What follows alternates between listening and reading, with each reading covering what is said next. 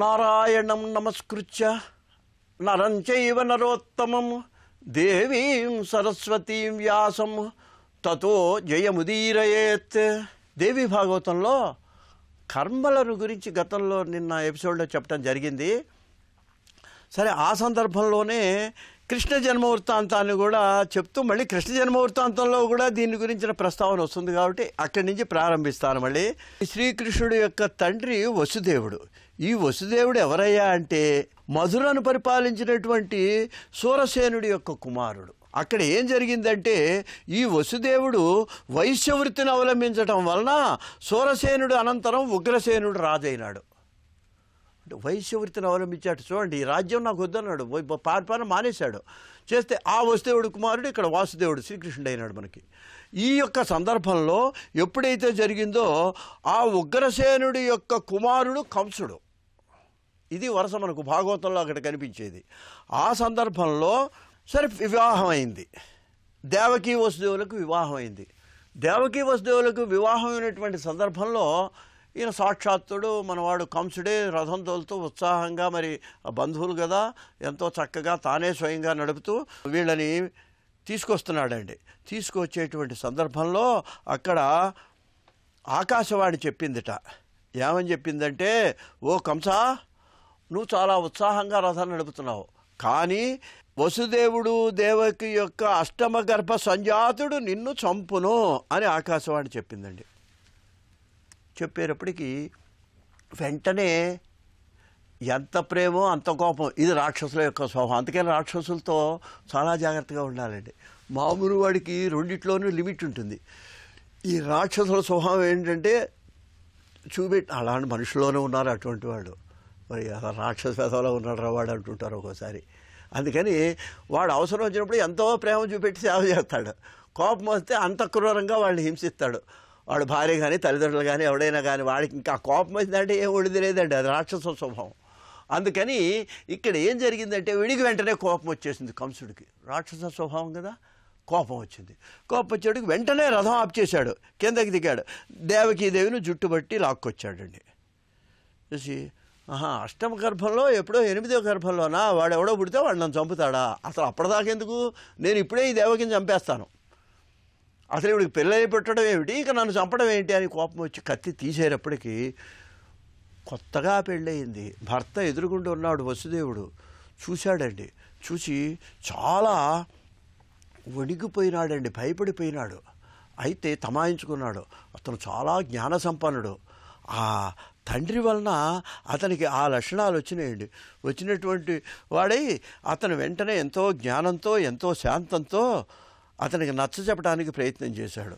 నచ్చ చెప్పి ప్రయత్నం చేసి అన్నాడు, నాయనా, నీకు పిల్లల వల్ల కదా, మా పిల్లల వల్ల కదా నీకు అపకారం అంటున్నావు, నా మాట నమ్ము, నేను ప్రమాణపూర్తిగా చెప్తున్నాను.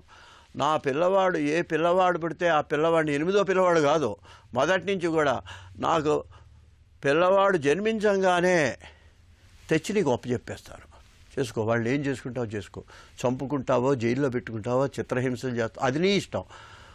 ఈవిడ్ని చంపుతానంతకు నా భార్య కొత్తగా పెళ్ళయింది, మా దయదలుచు అని చెప్పి అతను కోరాడండి. కోరేటప్పటికి అప్పుడు మాట ఇచ్చేటప్పటికి ఇతను కూడా కొంచెం కోపం తగ్గిందండి. కోపం తగ్గిన తర్వాత మనకు దేవి భాగవతం ప్రకారం చూస్తే మనకు వీళ్ళు వెంటనే ఇదేంటి జైల్లో పెట్టినట్టు ఏం లేదండి. అక్కడ అదేంటంటే వాళ్ళు మామూలుగా వాళ్ళ ఇళ్లలో వాళ్ళు ఉన్నారు. ఒక పిల్లవాడు, మొదటి పిల్లవాడు సంతానం కలిగేటప్పటికి వెంటనే తీసుకెళ్ళి వసుదేవుడు తీసుకెళ్ళి ఇతనికి ఒప్పచెప్పేటండి. చేసేటప్పటికి అతను కూడా చాలా చూడండి మళ్ళీ ప్రేమ కలిగింది ఇప్పుడు కంసుడికి. వాడు అన్నట్ట, పోవయ్యా బావగారు, 8వ సంతానం కదా, ఎందుకు ఇది, తీసుకెళ్ళి నీ పిల్లవాడు, నువ్వు నాకెందుకు, వాడిని చంపితే 8 లెక్కెట్టినప్పుడు చూద్దాంలే, ఆ 7వ 8వ వచ్చినప్పుడు అప్పుడు చంపుదాం, ఇప్పటి నుంచి ఈ పిల్లలు నేనేం చేసినా వెనక్కు పొమ్మన్నట్ట. పొమ్మనేటప్పటికీ ఇక్కడ చూడండి ఒక్క విషయం, ఇది ఇలా ఉండగా ఏమైందంటే నారదుడు వచ్చాడు. నారదుడు అన్నట్ట, అయ్యా కంసా, నువ్వు ఎంత అమాయకుడిరా, వాడేదో చెప్పాడు, వాడేదో వాగ్దానం చేశాడు, నువ్వేదో చేసావు, ఇదంతా పెట్టేశావు, నిజమే. ఇప్పుడు పరిస్థితి ఏంటి? వాడు అక్కడ పెడుతున్నాడు, ఎంత కాబట్టి కరుడు వచ్చిందో, ఏం పురుడు వచ్చిందో, ఏమైందో, ఏమిటి విని మనకి ఏం తెలుస్తుంది? నువ్వు కనుక పొరపాటు లెక్క ఏదైనా పొరపాటు వచ్చిందంటే నువ్వు అనవసరంగా మృత్యువు పాలవుతావు. ఇది కాదు పద్ధతి, కొంచెం జాగ్రత్తగా ఉండు, అసలు అందరినీ చంపేస్తే వదిలిపోతుంది కదా అని నారదుడు ఒక సలహా చెప్పాడండి. చెప్పేటప్పటికీ దేవతల మాయలు, నువ్వేమో రాక్షస మాయలు, నువ్వేదో గొప్ప లెవెల్ అనుకుంటున్నావు, దేవతల మాయలు అంతకంటే గొప్పవి. అసలు నీకు అష్టమ సంఖ్య ఎలా తెలుస్తుంది? వాళ్ళు దేవతలు ఎలా అయినా నేను మోసం చేయగలరు అనేటప్పటికీ అప్పుడు వీడికి అనుమానం వచ్చి, ఓహో ఇది నిజమేననుకొని అప్పుడు వాళ్ళని కారాగారంలో బంధించి, అంతవరకు 4 పిల్లలు పుడితే ఆ 4 కూడా తెప్పించి ఏమండి అప్పుడు అడిగేటండి. అడిగేటప్పటికి ఆ 4 చంపేశాడు. చంపేసిన తర్వాత దీంట్లో జరిగింది ఏంటంటే వరుసగా ఇంకా అక్కడి నుంచి వరుసగా జన్మించడం జరిగింది. ఆ జన్మించినటువంటి వాటిల్లో ప్రత్యేకంగా ఈమె 6 పిల్లల్ని ఆవిడ జైల్లోంచి తెస్తున్నాడు, కంటున్నది, వీడు చంపుతున్నాడు. 7వ సంతానానికి వచ్చేటప్పటికి గర్భస్రావం అయిందండి. ఇంకా 8వ సంతానానికి వచ్చేటప్పటికి వీడు జాగ్రత్తగా చూస్తున్నాడు ఎప్పుడు. అప్పుడు దేవకీదేవి అర్ధరాత్రి కారాగారంలో ప్రసవించటము, ఆకాశవాణి, ఓ వసుదేవ వెళ్ళు, నువ్వు అక్కడ దేవకి అక్కడికి వెళ్ళి ఆ గోకులానికి వెళ్ళి అక్కడుండే మాయం తెచ్చి ఇక్కడ పెట్టమని చెప్పింది. అంతా దానికి తగ్గట్టుగా మోకాళ్ళ లోతులో యమునా నది ఉండటం ఇంత చేయటం జరిగింది. అప్పుడు ఆ యోగమాయనే ఈ ఆడపిల్లనే ఈ కృష్ణుడు అనుకొని, ఈ సంతానం అష్టమ సంతానం అనుకొని ఈ కంసుడు చంపటానికి ప్రయత్నం చేయటం, అది ఆకాశానికి వెళ్ళి చెప్పిందిట, ఓ కంస నువ్వు నన్ను చంపితే ఏం లాభం, నిన్ను చంపేవాడు వేరే ఉన్నాళ్లే వేరే చోటని చెప్పింది. ఆ తర్వాత శ్రీకృష్ణుడు గోవర్ధనోద్ధరణం ఇవన్నీ చేసి కంస సంహారం చేసినట్టు దేవి భాగవతంలో చాలా సంగ్రహంగా చతుర్థాశ్వాసంలో వివరించడం జరిగింది. స్వస్తి.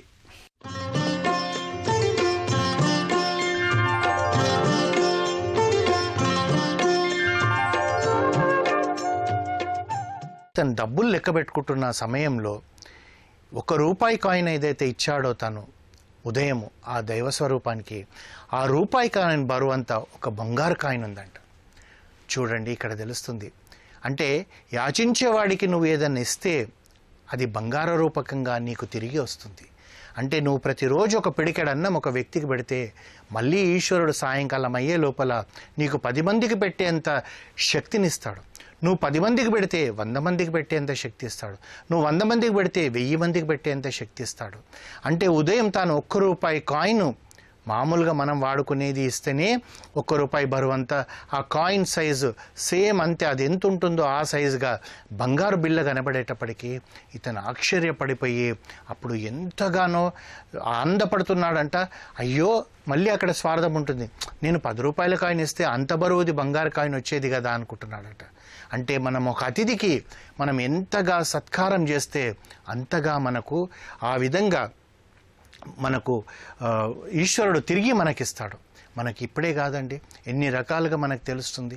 మనకు పురాణ ఇతిహాసాలలో చెప్పారు, వేదాలలో చెప్పారు, శాస్త్రాలలో చెప్పారు, అతిథి నీ దగ్గరకు వస్తే ఎప్పుడు కూడా నువ్వు అతన్ని వెనక్కి పంపకూడదు అనుకుంటా అని చెప్తారు. ఒక చిన్న కథ మనం రామాయణంలో సంఘటన ఒకటి తీసుకుందామండి. హనుమ ఎప్పుడైతే సాగరాన్ని దాటి లంకకు వెళ్ళాలనుకుంటున్నాడో ఆ సమయంలో తాను ఆ ఆకాశంలో అలా వెళ్తుంటే ఆ కింద సముద్రుడు కృతజ్ఞపూర్వకంగా తను మైనక పర్వతానికి చెప్తాడంట, మైనక ఇక్ష్వాకు వంశంలోని వాళ్ళే ఈ సముద్రాన్ని పెంపొందించారు. ఇక్ష్వాకు వంశంలో సగరుడు అనే వ్యక్తి లేకపోతే ఈ సాగరం ఉండేది కాదు.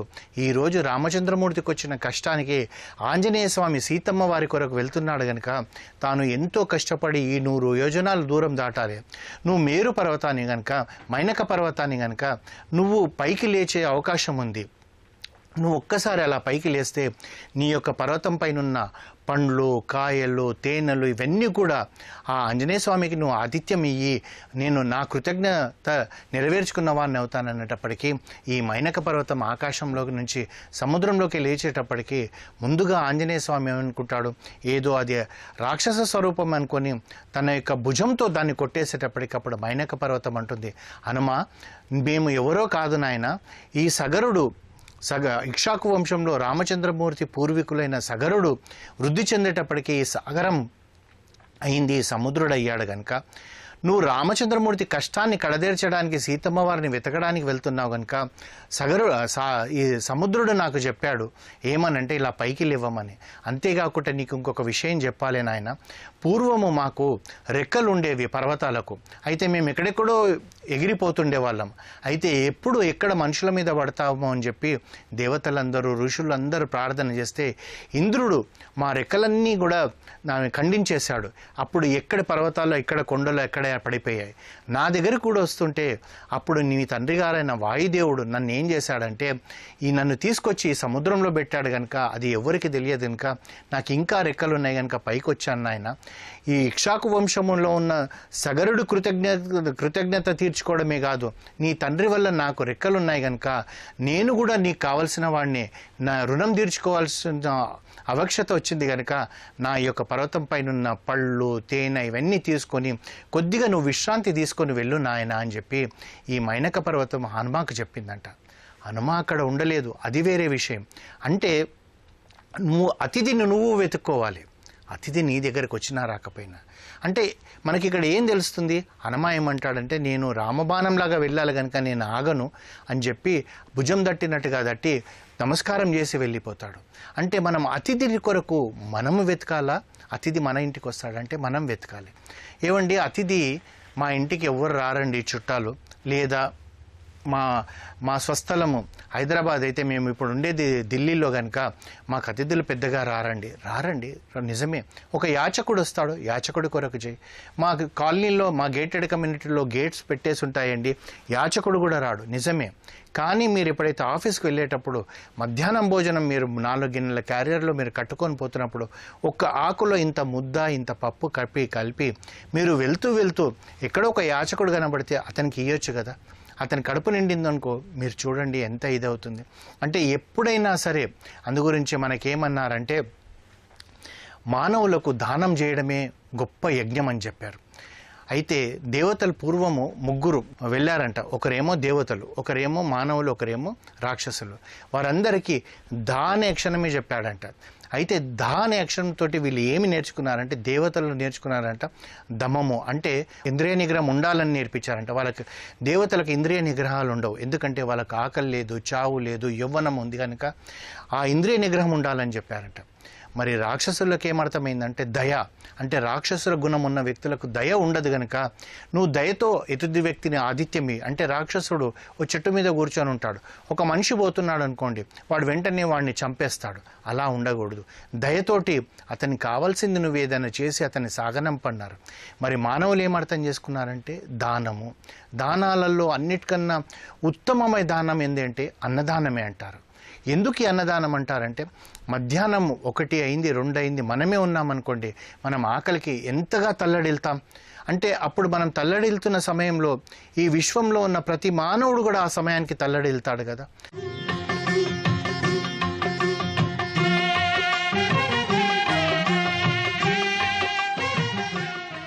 శ్రీ మహాగణాధిపతయే నమః. శ్రీమాత్రే నమః. ఈరోజు ఆశ్వేజ శుద్ధ ఏకాదశి తిథి ఉంది. ఆశ్వేజ శుద్ధ ఏకాదశి తిథి శ్రీ మహావిష్ణువుకు ఎంతో ప్రీతిపాత్రమైన రోజు. ఈరోజు విష్ణువుకు సంబంధించినటువంటి మంత్రాన్ని ఎవరైతే జపం చేసుకుంటారో వాళ్ళు శ్రీ మహావిష్ణువు అనుగ్రహానికి సులభంగా పాత్రులవుతారు. ఈ రోజుకున్నటువంటి ప్రత్యేకత ఏంటంటే ఆశ్వేజ శుద్ధ ఏకాదశిని విజయ ఏకాదశి లేదా పాశాంకుశ ఏకాదశి లేదా పరాంకుశ ఏకాదశి లేదా రమ్య ఏకాదశి అని ఇలా అనేక రకాల పేర్లతో పిలుస్తారు. అంటే విష్ణుమూర్తికి ప్రీతిపాత్రమైనటువంటి ఏకాదశి ఈరోజు. కాబట్టి ఎవరైతే విష్ణు మంత్రాన్ని జపించుకుంటారో వాళ్ళు ఉద్యోగ వ్యాపార రంగాల్లో విశేషంగా రాణించవచ్చు. అలాగే ఈరోజు ఎవరైనా సరే విష్ణువు ప్రీతి కోసం ఏకాదశి వ్రతాన్ని ఆచరించినట్లయితే శ్రీ మహావిష్ణువు వాళ్ళ వెన్నంటే ఉండి వాళ్ళని ఒక అంకుశంలాగా రక్షిస్తూ ఉంటాడు. అందుకే ఈ రోజుని పరాంకుశ ఏకాదశి అనే పేరుతో పిలుస్తారు. ప్రధానంగా ఈరోజు అపమృత్యు దోషాలు తొలగింపజేసుకోవటానికి ఏకాదశి వ్రతాన్ని ఆచరించాలని శాస్త్రాల్లో వివరించారు.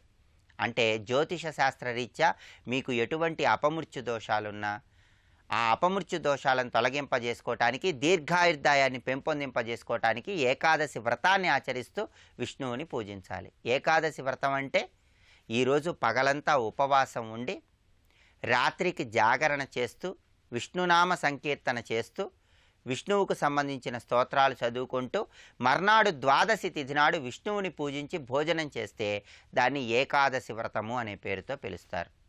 ఇలా ఎవరైతే ఏకాదశి వ్రతాన్ని ఆచరిస్తూ శ్రీ మహావిష్ణువుని పూజిస్తూ విష్ణువుకు సంబంధించిన మంత్రాన్ని జపించుకుంటారో వాళ్ళకి విష్ణుమూర్తి విశేషమైన అనుగ్రహం కలుగుతుంది.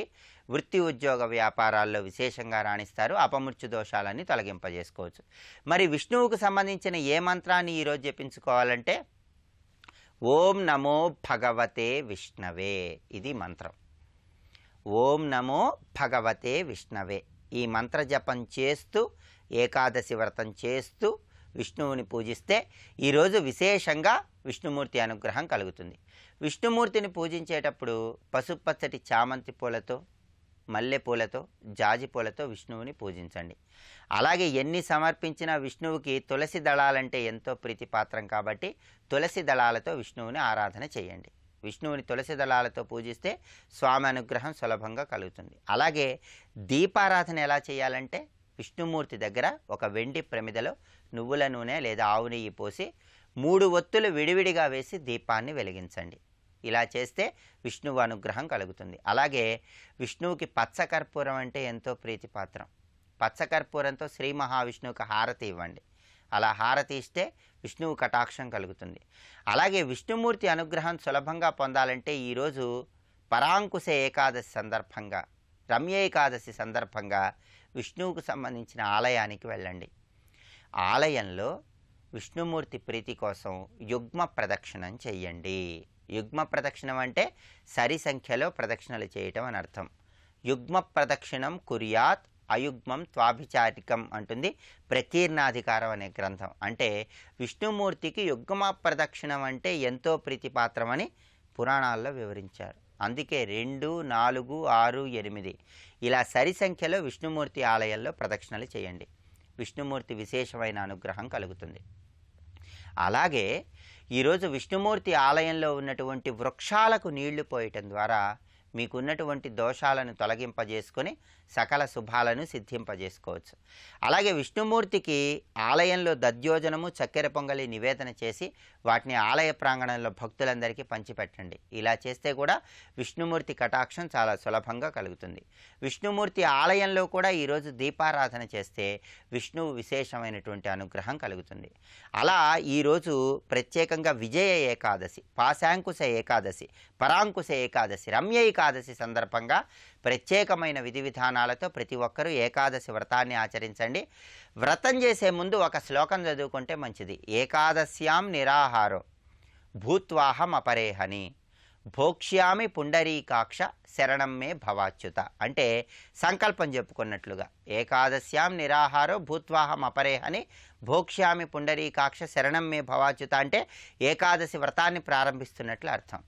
ఏకాదశి వ్రతం చేస్తూ ఉపవాసం ఉంటూ జాగరణ చేస్తూ విష్ణునామస్మరణ చేస్తూ విష్ణువుకు ప్రియమైనటువంటి నైవేద్యాలను దేవాలయంలో సమర్పించి భక్తులకు పంచిపెడుతూ ఎవరైతే విష్ణు మంత్రాన్ని ఈరోజు జపించుకుంటారో వాళ్ళు పరిపూర్ణంగా అన్ని రకాలైనటువంటి అపమృత్యు దోషాలను తొలగింపజేసుకోవచ్చు. జ్యోతిష శాస్త్రరీత్యా జాతక చక్రంలో ఉన్నటువంటి అష్టమ స్థానం అనేది ఆయుర్దాయ స్థానంగా చెప్పుకోవచ్చు.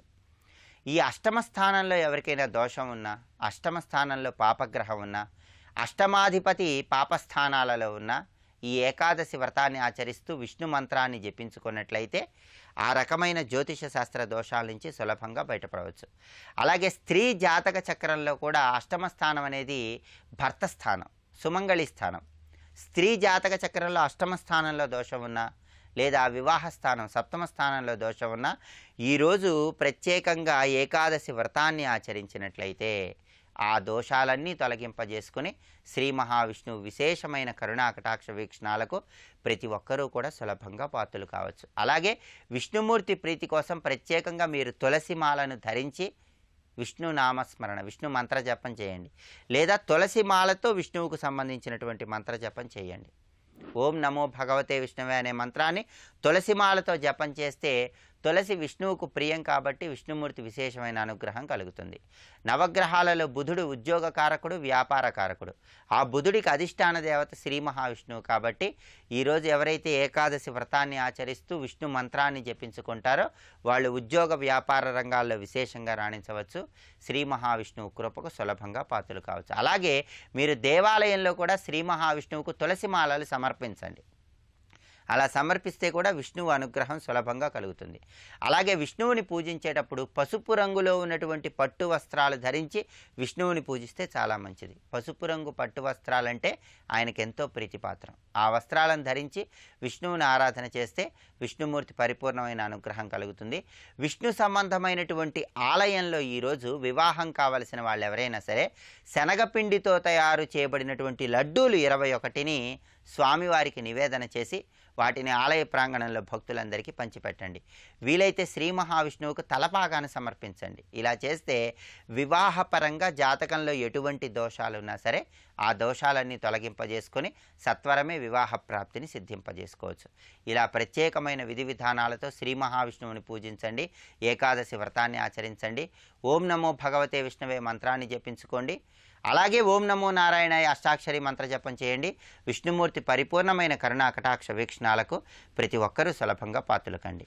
సర్వే జనాః సుఖినో భవంతు. స్వస్తి.